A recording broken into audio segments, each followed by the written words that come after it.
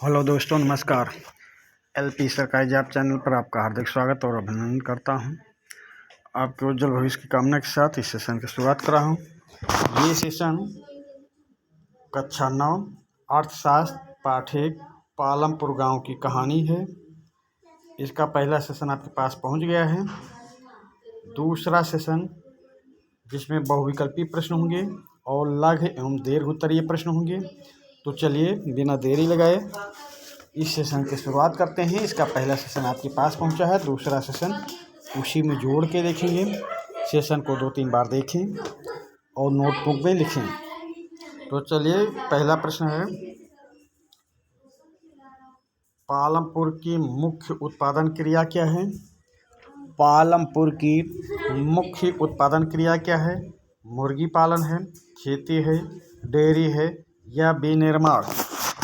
पालमपुर की मुख्य उत्पादन क्रिया क्या है? मुर्गी पालन, खेती, डेयरी या विनिर्माण? तो पालमपुर की मुख्य उत्पादन क्रिया क्या है भाई? ये मुख्य उत्पादन क्रिया है खेती। प्रश्न नंबर 1 का ऑप्शन बी सही उत्तर होगा। प्रश्न नंबर 2 पे आ जाएं। सरकार द्वारा एक खेतिहर मजदूर के लिए निर्धारित मजदूरी कितनी है? प्रश्न नंबर 2, सरकार द्वारा एक खेतिहर मजदूर के लिए निर्धारित मजदूरी कितनी है?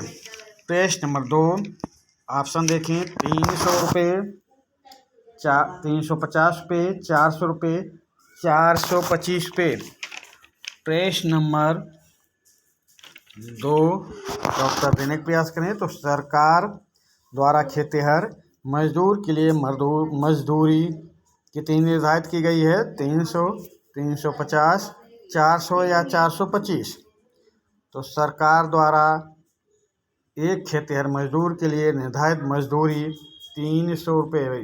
300 रुपये। प्रश्न नंबर 2 का ऑप्शन ए सही उत्तर होगा। अगले प्रश्न पे आ जाएं।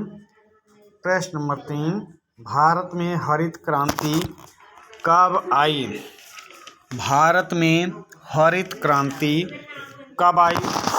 1970 के दशक उत्तरार्ध में, 1980 के दशक के उत्तरार्ध में या 1960 के दशक के उत्तरार्ध में या 1950 के दशक के उत्तरार्ध में?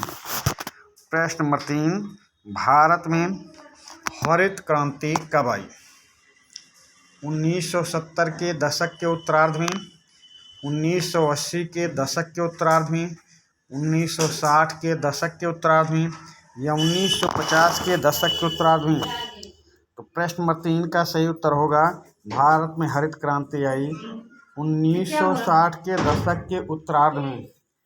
प्रश्न नंबर 3 का ऑप्शन सी सही उत्तर होगा। अगले प्रश्न पे आ जाएं। प्रश्न नंबर 4, बरसात के मौसम में पालमपुर में इनमें से कौन सी फसल उगाई जाती है? बरसात के मौसम में पालमपुर में इनमें से कौन सी फसल उगाई जाती है? गन्ना उगाया जाता है या ज्वार बाजरा उगाया जाता है या आलू उगाई जाती है या गेहूँ? प्रश्न नंबर 4, बरसात के मौसम में पालमपुर में इनमें से कौन सी फसल उगाई जाती है? प्रश्न नंबर 4 का सही उत्तर होगा ऑप्शन बी, बरसात के मौसम में पालमपुर में इनमें से ज्वार और बाजरा की फसल उगाई जाती है। प्रश्न नंबर 4 का ऑप्शन बी सही उत्तर होगा। अगले प्रश्न पे आ जाएं। प्रश्न नंबर 5, भारत में कौन से राज्य में रासायनिक खाद का सबसे अधिक प्रयोग होता है? प्रश्न नंबर 5, भारत में कौन से राज्य में रासायनिक खाद का सबसे अधिक प्रयोग होता है? तो ये पंजाब में होता है या हरियाणा में या उत्तर प्रदेश में या इनमें से कोई नहीं। भारत में कौन से राज्य में रासायनिक खाद का सबसे अधिक प्रयोग होता है? पंजाब में, हरियाणा में, उत्तर प्रदेश में या इनमें से कोई नहीं। तो इसमें भारत में सबसे अधिक रासायनिक खाद का प्रयोग होता है पंजाब में। प्रश्न नंबर 5 का ऑप्शन ए सही उत्तर होगा। अगले प्रश्न पे आ जाएं। प्रश्न नंबर 6, निम्नलिखित में से कौन सी गैर कृषि क्रिया नहीं है? निम्नलिखित में से कौन सी गैर कृषि क्रिया नहीं है? तो डेयरी उद्योग, दुकानदारी, दर्जी या खेतों में काम करना। तो खेतों में काम करना कृषि क्रिया है भाई। प्रश्न है आपका, निम्नलिखित में से कौन सी गैर कृषि क्रिया नहीं है? तो गैर कृषि क्रिया है डेयरी उद्योग, दुकानदारी भी है, दर्जी भी है, पर खेतों में काम करना गैर कृषि क्रिया नहीं है। तो प्रश्न नंबर 6 का सही उत्तर होगा ऑप्शन डी। प्रश्न नंबर 6 का ऑप्शन डी सही उत्तर होगा। अगले प्रश्न पे आ जाएं। प्रश्न नंबर 7, निम्नलिखित में से कौन अस्थायी पूंजी के अंतर्गत नहीं आता? निम्नलिखित में से कौन अस्थायी पूंजी के अंतर्गत नहीं आता? औजार, नगद राशि, मशीनें या भवन। प्रश्न नंबर 7, निम्नलिखित में से कौन अस्थायी पूंजी के अंतर्गत नहीं आता? औजार नहीं आता, नगद राशि नहीं आती, मशीनें नहीं आती या भवन। तो प्रश्न नंबर 7 का सही उत्तर होगा अस्थायी पूंजी के अंतर्गत क्या नहीं आती? नगद राशि। प्रश्न नंबर 7 का ऑप्शन बी सही उत्तर होगा। अगले प्रश्न पे आ जाएं। प्रश्न नंबर 8, मानव पूंजी में निवेश करने पर बदले में मिलता है। मानव पूंजी में निवेश करने पर बदले में मिलता है उच्च मूल दर भार, उच्च आय, उच्च श्रम की लागत या इनमें से कोई नहीं। प्रश्न नंबर 8, मानव पूंजी में निवेश करने पर बदले में मिलता है। तो चलिए भाई, क्या मिलता है? उच्च मूल्य दर भार, उच्च आय, उच्च श्रम की लागत या इनमें से कोई नहीं। प्रश्न नंबर 8, मानव पूंजी में निवेश करने पर बदले में मिलता है उच्च मूल्य दर भार। प्रश्न नंबर 8 का ऑप्शन ए सही उत्तर होगा। अगले प्रश्न पे आ जाएं। प्रश्न नंबर 9 पे आ जाएं। शिक्षित माता पिता अपना अधिकतर निवेश करते हैं।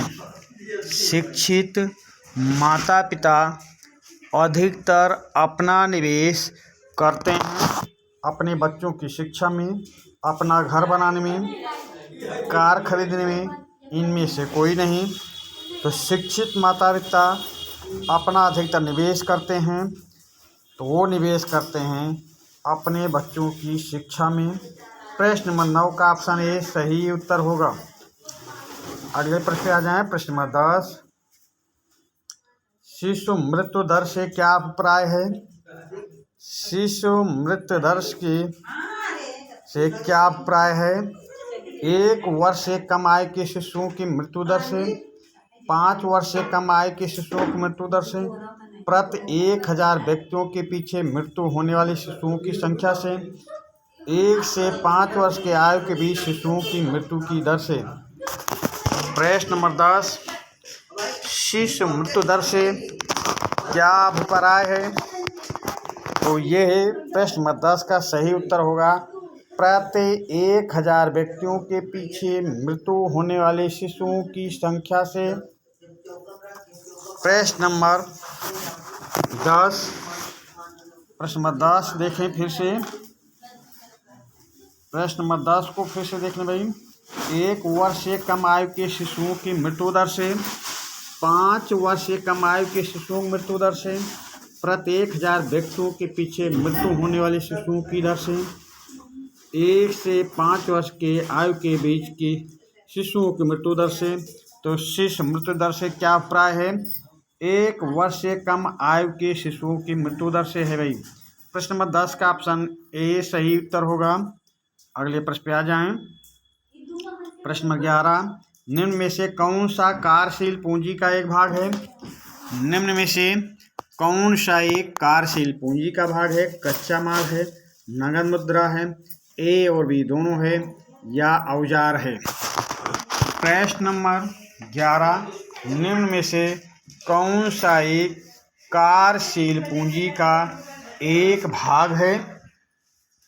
कच्चा माल, नगद मुद्रा, ए और बी दोनों, औजार?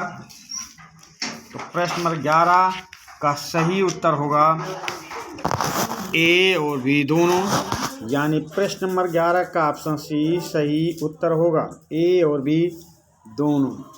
अगले प्रश्न पे आ जाएं। प्रश्न नंबर 12, वस्तुओं एवं सेवाओं के उत्पादन कारकों में प्रथम और प्रमुख कारक क्या है?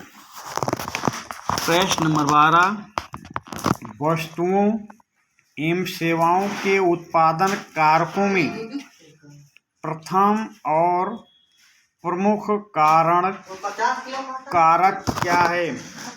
प्रश्न नंबर 12, ऑप्शन देखें भाई। तो वस्तुओं एवं सेवाओं के उत्पादन कारकों में प्रथम और प्रमुख कारक क्या है भाई? तो ये प्रमुख कारक है भौतिक पूंजी या भूमि या श्रम या मानव पूंजी। तो वस्तुओं एवं सेवाओं के उत्पादक कारकों में प्रथम और प्रमुख कारक है भूमि। प्रश्न नंबर 12 का ऑप्शन बी सही उत्तर होगा। चलिए लघु उत्तरीय एवं दीर्घ उत्तरीय प्रश्नों को देखते हैं। लघु उत्तरीय एवं दीर्घ उत्तरीय प्रश्नों को देखते हैं। लघु उत्तरीय प्रश्न एवं दीर्घ उत्तरीय प्रश्न। भौतिक पूंजी का क्या अर्थ है? उदाहरण सहित समझाइए। पहला प्रश्न है भौतिक पूंजी का क्या अर्थ है? उदाहरण सहित समझाइए। चलिए भाई देखते हैं। संसाधन के रूप में लोग वर्तमान उत्पादन कौशल और क्षमताओं के संदर्भ में किसी देश के कार्यरत लोगों का वर्णन करने का एक साधन है। जब हम कल कारखाने, मशीन, उपकरण आदि में पूंजी का निवेश करते हैं तब इसे भौतिक पूंजी निवेश की संज्ञा दी जाती है तथा इससे भौतिक पूंजी का निर्माण होता है। इसके विपरीत जब हम मानवीय संसाधनों के विकास में पूंजी का विनियोग करते हैं तब इसे हम मानवीय पूंजी कहते हैं। भौतिक पूंजी का अर्थ है उत्पादन के हर स्तर पर अपेक्षित विभिन्न प्रकार की आगतें। उत्पादन के विभिन्न स्तरों पर भौतिक पूंजी के अंतर्गत आने वाले विभिन्न आगत इस प्रकार हैं। औजार व मशीन एक हल जैसी बहुत साधारण चीज से लेकर एक बहुत जटिल मशीन जैसे कि जनरेटर, टरबाइन, कंप्यूटर आदि ये आदि भी हो सकते हैं। उत्पादन में कई प्रकार का कच्चा माल प्रयोग होता है। उदाहरण के लिए एक जुलाहे द्वारा प्रयोग किया जाने वाला सूत, ये वही सूत है, सूत या कुम्हार के द्वारा प्रयोग की जाने वाली मिट्टी। किंतु भुगतान करने एवं आवश्यक सामान खरीदने के लिए कुछ चीज़ों की भी आवश्यकता पड़ती है। जब हम शिक्षा, प्रशिक्षण, स्वास्थ्य सेवाओं आदि में सुधार लाकर मानवीय संसाधनों को विकसित करते हैं तब उसे बड़े पूंजी का निर्माण होता है। भौतिक पूंजी उत्पादन का एक निष्क्रिय साधन है। इसके विपरीत मानवीय पूंजी सक्रिय होती है जो भौतिक पूंजी को उत्पादन के योग्य बनाती है। भौतिक पूंजी के क्रेता उसके स्वामी हो जाते हैं। भौतिक एवं मानवीय पूंजी दोनों ही उत्पादन के गतिशील साधन हैं। भौतिक पूंजी उत्पादन का एक निर्जीव साधन है। उत्पादन उसे अपनी इच्छा अनुसार काम में लगा सकता है। भौतिक पूंजी नाशवान होती है तथा प्रयोग के कारण इसका नुकसान होता है। चलिए दूसरे प्रश्न पे आते हैं भाई। सेशन को वीडियो को रोक रोक कर देखेंगे क्योंकि इसमें फिर जल्दी जल्दी सेशन को आगे बढ़ा रहा हूँ। प्रश्न नंबर 2 देखें। हरित क्रांति का क्या अर्थ है? इसकी विशेषताएं क्या हैं? हरित क्रांति का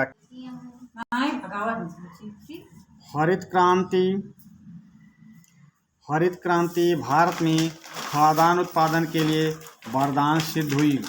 1960 के उत्तरार्ध में कृषि के क्षेत्र में आई क्रांति को हरित क्रांति कहा जाता है, जिसने उत्पादन बढ़ाने के लिए आधुनिक कृषि तरीकों को अपनाया। अच्छे बीजों को शोधनशाला में प्रयोग करके अपनाया गया एवं आधुनिक खादों का प्रयोग किया गया। 1960 के मध्य तक कृषि के लिए पारंपरिक बीज प्रयोग किए जाते थे, जिससे होने वाली पैदावार अपेक्षाकृत कम थी। गोबर की खाद एवं अन्य प्राकृतिक उर्वरकों का खाद के रूप में प्रयोग किया जाता था, किंतु 1960 के उत्तरार्ध में आई हरित क्रांति ने भारतीय किसान को गेहूं एवं चावल की फसल को उच्च उत्पादन देने वाले बीजों से परिचित कराया। पारंपरिक बीजों की अपेक्षा बहुत अधिक फसल का उत्पादन करने लगे। परिणाम स्वरूप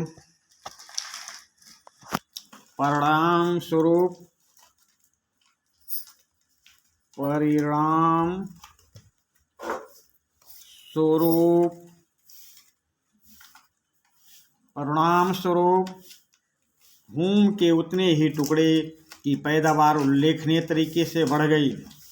नॉर्मन अर्नेस्ट बोरलॉग एक अमेरिकी कृषि वैज्ञानिक, मानवतावादी, नोबेल पुरस्कार विजेता और हरित क्रांति के पिता थे। उन्होंने अर्ध बहुना उच्च उपज रोगी प्रतिरोधी गेहूं की किस्म का विकास किया।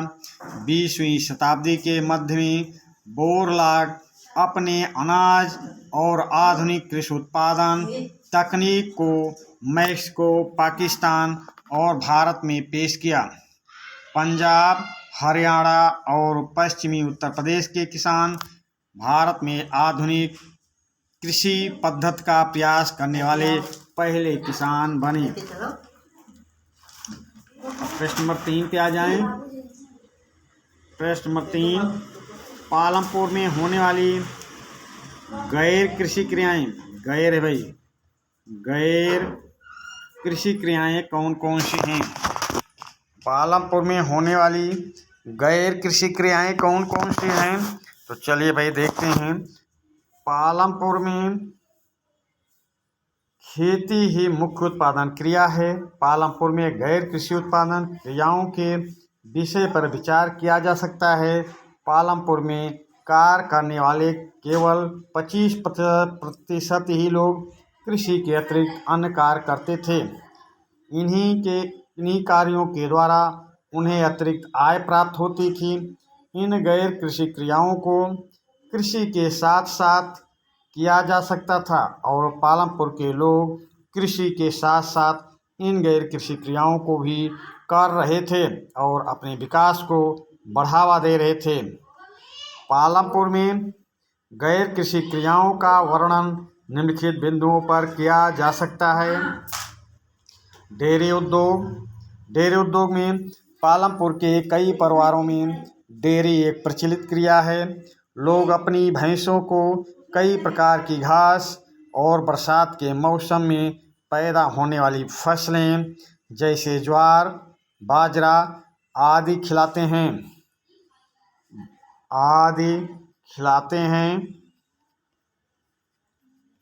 दूध को पास के बड़े गांव रायगंज में बेचा जाता है। शाहपुर शहर के 2 व्यापारियों ने रायगंज में दूध संग्रहण और शीतलन केंद्र खोला हुआ है, जहां से दूध की सप्लाई दूर दराज के शहरों एवं कस्बे में की जाती है। इन डेयरी उद्योगों के द्वारा पालमपुर के लोगों को आय का एक साधन प्राप्त हुआ। इस डेयरी उद्योग के द्वारा पालमपुर के लोग अपना विकास करने में सफल हो गए। दूसरा देखें, विनिर्माण, लघु स्तरीय विनिर्माण। पालमपुर में इस समय 50 से कम लोग विनिर्माण कार्यों में लगे हैं। कस्बों एवं शहरों में बड़ी फैक्ट्री में होने वाले विनिर्माण के विपरीत पालमपुर में विनिर्माण में काफ़ी सरल उत्पादन विधियों का प्रयोग होता है तथा उसे छोटे पैमाने पर किया जाता है। विनिर्माण कार्य पारिवारिक श्रम की मदद से ज़्यादातर खेतों में अथवा घरों में किया जाता है। श्रमिकों को कभी कभार ही किराए पर लिया जाता है।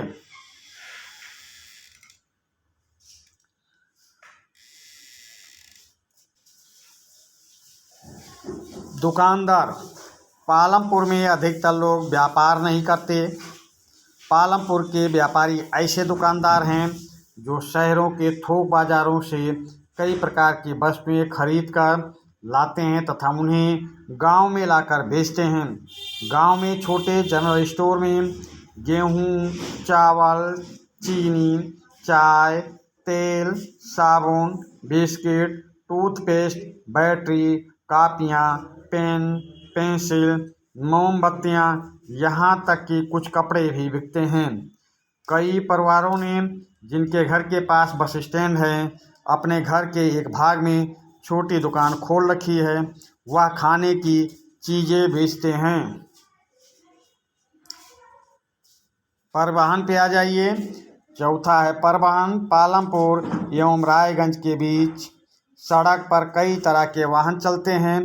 जीप, ट्रैक्टर, रिक्शा, तांगे, परंपरागत बैलगाड़ी एवं अन्य दूसरी गाड़ियां चलाने वाले लोग वो लोग हैं जो परिवहन सेवाओं में शामिल हैं।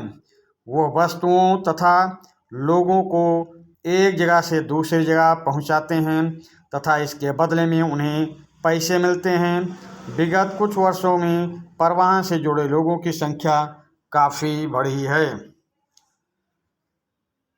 इस सेशन का चौथा एवं लास्ट प्रश्न, पालमपुर में आधारभूत विकास का वर्णन कीजिए। प्रश्न नंबर 4, पालमपुर में आधारभूत विकास का वर्णन कीजिए। तो उत्तर देख लें। पालमपुर गांव एक अच्छी तरह विकसित सड़क प्रणाली, परिवहन, बिजली, सिंचाई, स्कूल व स्वास्थ्य केंद्र वाला गांव है। अधिकतर घरों में बिजली की आपूर्ति होती है। बिजली से खेतों में स्थित सभी नलकूपों एवं विभिन्न प्रकार के छोटे उद्योगों को विद्युत ऊर्जा मिलती है। बच्चों को शिक्षा देने के लिए सरकार द्वारा प्राथमिक व उच्च विद्यालय दोनों खोले गए हैं। लोगों को इलाज कराने के लिए एक सरकारी प्राथमिक स्वास्थ्य केंद्र और एक निजी दवाखाना है। गांव के लोगों द्वारा विभिन्न प्रकार की उत्पादन क्रियाएं की जाती हैं, जैसे कि खेती, लघु स्तरीय विनिर्माण, परिवहन, दुकानदारी आदि। पालमपुर का प्रमुख क्रियाकलाप कृषि है। 75% लोग अपनी आजीविका के लिए कृषि पर निर्भर हैं। बरसात के मौसम के दौरान किसान ज्वार व बाजरा उगाते हैं। इन फसलों को पशुओं के चारे में प्रयोग किया जाता है। इसके बाद अक्टूबर से दिसंबर के बीच आलू की खेती की जाती है। सर्दी के मौसम में खेतों में गेहूं बोया जाता है। पैदा किया हुआ गेहूं किसान के परिवार के लिए प्रयोग किया जाता है और जो बच जाता है उसे रायगंज के बाज़ार में बेच दिया जाता है।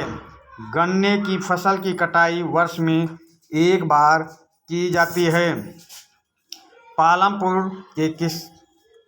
के किसान गन्ने को इसके मूल रूप या फिर गुड़ बनाकर इसे शाहपुर के व्यापारियों को बेच देते हैं, बेच देते हैं भाई,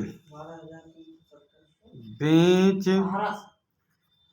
देते हैं। पालमपुर के किसान सुविकसित सिंचाई प्रणाली एवं बिजली की सुविधा के कारण वर्ष में 3 अलग अलग फसलें उगा पाने में सफल हो पाते हैं।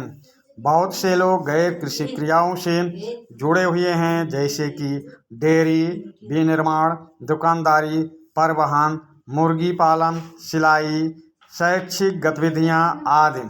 किसान इन कार्यों को उस समय कर सकते हैं जब इन लोगों के पास खेतों में करने के लिए कोई काम ना हो या वे बेरोजगार हों।